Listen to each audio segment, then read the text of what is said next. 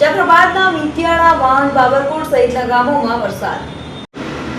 અમરેલી જિલ્લામાં વરસાદી વાતાવરણ છવાયું છે. જાફરાબાદ કોસ્ટલ બેલ્ટમાં વરસાદ પડ્યો હતો. જાફરાબાદ શહેર સહિત ગ્રામ્ય વિસ્તારોમાં વરસાદ વરસ્યો હતો. જાફરાબાદના મિતિયાળા, વાંડ, બાબરકોટ સહિતના ગામોમાં વરસાદ પડ્યો હતો. અસહ્ય ઉકળાટ બાદ ધીમી ધારે વરસાદ પડ્યો હતો.